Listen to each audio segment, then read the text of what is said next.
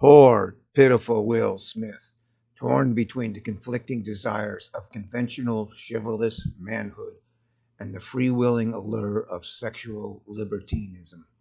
He wants to be Jana Pickett's manly man, but in order to tap all that delicious booty out there for the taking, he has had to turn a blind eye to her penis prowling. Such internal tension simmers just below the surface and can be often triggered, resulting in an outrageous outburst as witnessed at the Academy Awards. Alas, if that were the end of it, it seems now that the worms are out of the can. Mr. Smith has gone on a slapping bender.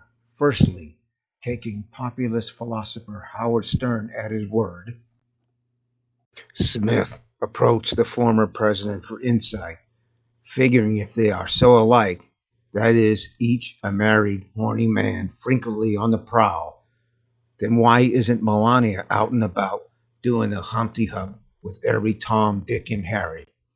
Not a smashing success. Smith didn't care for Trump's answer, a provocative hand gesture. Bummed out, Smith turned to his roots for possible answers. He was once royalty, the Fresh Prince of Bel-Air, so why not turn to a fellow royal for comfort and support? His people reached out to the Queen of England's people, and a meeting was planned. Further, a title was to be granted to Mr. Smith on behalf of what remained of the British Empire. Sadly, Smith didn't take too kindly to the distinctive title of Sir Cuxalot. Said honor just didn't do the trick, not by a long shot. What the hell did he think he was going to get out of the Queen? A knighthood? Not bloody likely. The nearly 100-year-old monarch had had quite enough of quirky, womanizing men. Smith wasn't done with his quest for shoring up his self-esteem. He couldn't stop even if he tried.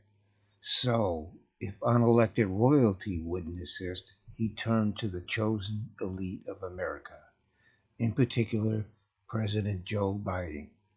A get-together was arranged, and Smith was banking on the kindly elderly man publicly shoring up his short supply of self-respect.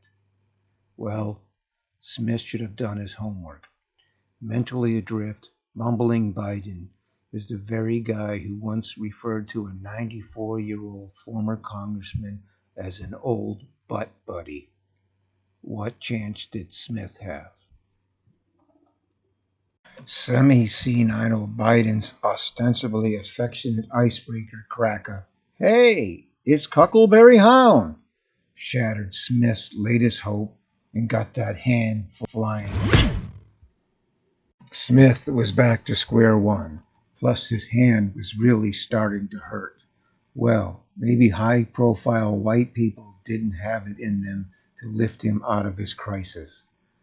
He'd have to turn to someone of color, someone who would have empathy for a brother down on his luck. And since he was in D.C., why not go to Kamala? He'd have had a better outcome if he had resorted to castration. She blathered on about how wonderful it was that a cisgendered African-American male would wink and then turn a blind eye toward his queen's desire for wide-ranging sexual self-fulfillment.